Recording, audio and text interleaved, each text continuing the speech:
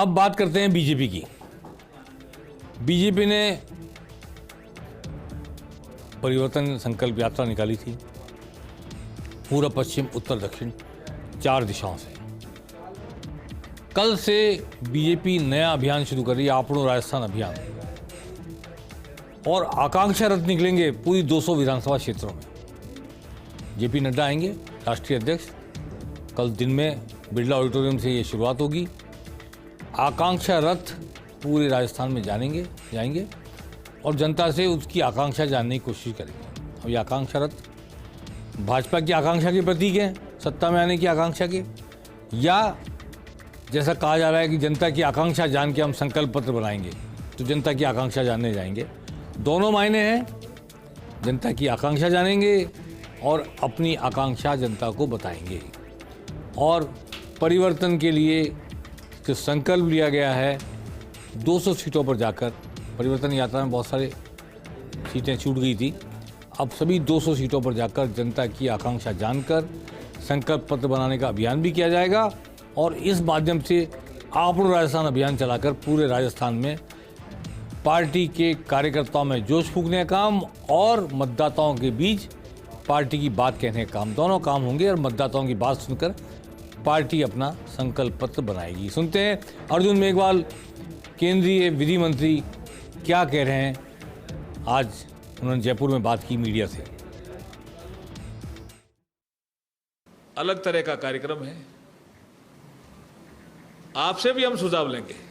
कभी एक दिन ऐसा होगा जिस दिन हम पत्रकार कल्याण करके हमारा एक सब्जेक्ट होगा, उसमें हमें क्या करना, उसमें आपको भी हम बुलाएंगे। आपकी कोई अपेक्स बॉडी होगी, उससे भी सुझाव लेंगे। कर्मचारी कल्याण, उसमें कर्मचारियों की जो अपेक्स बॉडी होगी उनको भी हम बुलाने वाले हैं। तो सबके सुझाव लेंगे। तो ये अभियान हुआ आपनो राजस्थान, सुझाव आपका, संकल्प हमारा, ये कार्यक्रम, इसके लिए हमने रथ बनाए हैं और रथों को रवाना करेंगे हमारे राष्ट्रीय अध्यक्ष आदरणीय जेपी नड्डा जी। कल रथ रवाना हो जाएंगे जयपुर से, बिरला ऑडिटोरियम से जेपी नड्डा जी रवाना करेंगे और पूरे प्रदेश की सभी 200 विधानसभा सीटों को ये रथ छुएंगे। उनकी जनता के मन को भांपने की कोशिश की जाएगी और फिर भाजपा अपना संकल्प पत्र, जो घोषणा पत्र जिसे कहते हैं, वो बनाएंगे। अभी भाजपा की कोर कमेटी की नहीं, लेकिन कोर ग्रुप जिसको कह सकते हैं, उसकी बैठक चल रही है।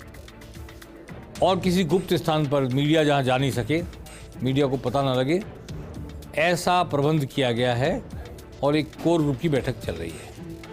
कोर ग्रुप की इस बैठक में राजेंद्र राठौड़ मौजूद हैं, सतीश पूनिया मौजूद हैं, गजेंद्र सिंह शेखावत मौजूद हैं, विजय राठकर और प्रहलाद जोशी, केंद्रीय मंत्री राजस्थान के प्रभारी जो भी हैं मौजूद हैं, अरुण सिंह राजस्थान के प्रभारी वो भी मौजूद हैं, चुनाव प्रभारी, और वसुंधरा राजे जो जैसलमेर थी आज सुबह, बाड़मेर थी कल, वो भी जयपुर पहुंच गई हैं और बैठक में शामिल हो गई हैं। इस बैठक में भाजपा के लिए 200 सीटों पर क्या क्या प्रबंध किए जाने हैं, इसकी रणनीति बनेगी। और क्या पार्टी के भीतर लोगों का, जो जैसे एक लिस्ट जारी हो गई 39 सीटों की, पहले 67 सीटों में चली थी, फिर 40 पे आई, फिर 39 सीटों पर, और ऐसा लग रहा है जैसे बिल्कुल फाइनल हो गए नाम। और फाइनल हो गए तो हर आदमी एक दूसरे से पूछ रहा है कि यार मेरी सीट क्यों नहीं है इसमें। और ऐसी चर्चा चल पड़ी है सोशल मीडिया से भी कि 6 तारीख को ये लिस्ट जब जैसे ही आचार संहिता लगेगी 6 या 7 को लिस्ट जारी हो जाएगी। हमारा मानना ये है, मेरा जो आकलन कहता है कि लिस्ट 15 तारीख को पहले नवरात्र के दिन ही जारी होगी। भाजपा बहुत पूजा पाठी लोगों की पार्टी है, बहुत मुहूर्त देखते हैं। श्राद्ध पक्ष में कोई लिस्ट जारी करें, ऐसी मानसिकता भारतीय जनता पार्टी के छोटे कार्यकर्ता लेकर बड़े नेता तक किसी की नहीं हो सकती। सनातन को बात करते हैं, सब कुछ आगे पीछे, पूजा पाठ मंत्रोच्चार तक सब चीज़ें करते हैं। ग्रह नक्षत्र देखते हैं, तारीख देखेंगे, तो मुझे नहीं लगता कि श्राद्ध पक्ष में कोई लिस्ट भले तय हो गए हो नाम तो भी जारी हो जाएगी, इसका मुझे कम लगता है। लोगों में इस तरह ऑथेंटिसिटी से लोग कह रहे हैं अरे 6 तारीख को हो रही है, 7 को हो रही है, 49, 39 अलग अलग संख्याएं अलग रहे हैं, नाम भी आ गए लोगों के सामने। और जिस दिन लिस्ट आएगी उसमें लोग जानेंगे कि जो नाम प्रसारित हुए 70% तो ऐसे हैं जो दिख ही रहे हैं कि वो लड़ेंगे चुनाव। अब कोई राजेंद्र राठौड़ वसुंधरा राजे के लिए कहेगा तो सतीश पूनिया के लिए कहेगा तो लड़ेंगे, सीट भी लगभग तय है। लेकिन बहुत से लोग ऐसे हैं जिनके नाम हैं वो शायद जिस दिन लिस्ट जारी हो उस दिन नजर ना आए।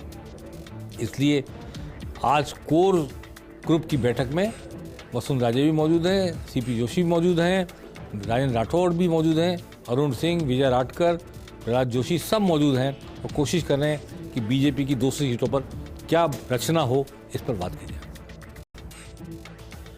वसुंधरा राजे 2 दिन से बाड़मेर जैसलमेर के दौरे पर थी।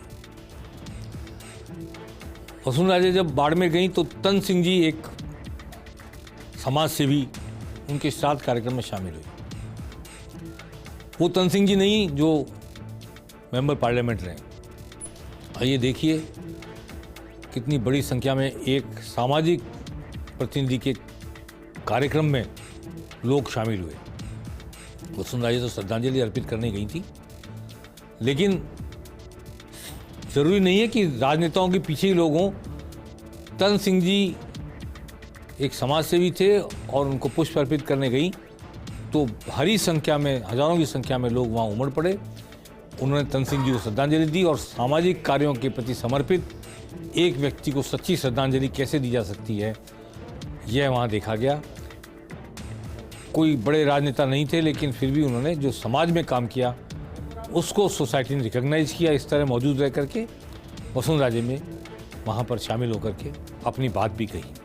इसके बाद वो तनोट माता के मंदिर गई। आज तनोट माता के मंदिर में दर्शन किए और कई जगह होते हुए शाम को वो जयपुर पहुँच गई और कोर ग्रुप की बैठक में शामिल हुई। यहाँ मैं ये भी बताना चाहता हूँ कि वसुंधरा राजे पार्टी के सभी समूहों की बैठक में निरंतर शामिल हो रही हैं। अब उनकी रीपोजिशनिंग होगी या नहीं होगी, ये सवाल अभी भी अनुत्तरित है। और प्रधानमंत्री की सभा में वो मौजूद रहती है मंच पर, लेकिन उनकी कोई भूमिका रेखांकित नहीं की जा रही है। इस बात को लेकर भी पूरे राजस्थान में बीजेपी कार्यकर्ता ही नहीं, आम जनता के बीच भी बराबर कौतूहल है, जिज्ञासा है और प्रतीक्षा है। 5 तारीख को प्रधानमंत्री नरेंद्र मोदी जोधपुर आएंगे और शायद उसके तत्काल बाद 6 तारीख को या 7 तारीख को आचार संहिता लग जाएगी। आचार संहिता लगते ही सरकार के मंत्रियों के सारे जो काम होते हैं, वो जो पॉलिटिकली कुछ भी वो कर सकें, लेकिन सरकारी दस्तावेजों में, सरकारी कामों में उनका दखल बंद हो जाएगा। इसलिए इस वक्त सारे मंत्री इस काम में लगे हुए हैं कि जो चुनाव में उतरने से पहले, आचार संहिता लगने से पहले जो काम निपटाने जरूरी हैं, जो फाइलें रह गई, दस्तावेज रह गए, लोगों की अर्जियाँ रह गई, प्रार्थनाएं रह गई, जितनी निपटाई जा सके उतनी निपटाई जाए। दिन और रात सभी मंत्री इस काम में लगे हुए हैं ताकि 6 तारीख या 7 तारीख जिस भी दिन आचार संहिता लगे, मन में ये मलाल ना रहे कि ये काम रह गया, वो काम रह गया। लोग अगर शिकायत ना करें कि हमारी बात तो सुनी नहीं, हमारी काम तो पूरा किया ही नहीं। इसलिए सब मंत्री इस वक्त इस काम में लगे हुए हैं। अगले 2 दिन कैसे आचार संहिता लगने से पहले सरकार में बैठकर जो भी काम किए जा सकते हैं वो कर लिए जाएं। फिर भी मेरा मानना है बहुत से काम हैं जो हर बार हर सरकार के रह जाते हैं। लोग प्रतीक्षा करते हैं अगली बार आएंगे तो काम करेंगे। अगली बार कौन आएगा और क्या काम होंगे, वो कहानी चुनाव में रची जाएगी। पेनल्टी कॉर्नर में आज बस इतना ही। हम निरंतर आपसे संवाद करते रहेंगे, बताते रहेंगे पर्दे के आगे क्या, पर्दे के पीछे क्या और किस दिशा में चल रहा है जनता का रुझान। नमस्कार।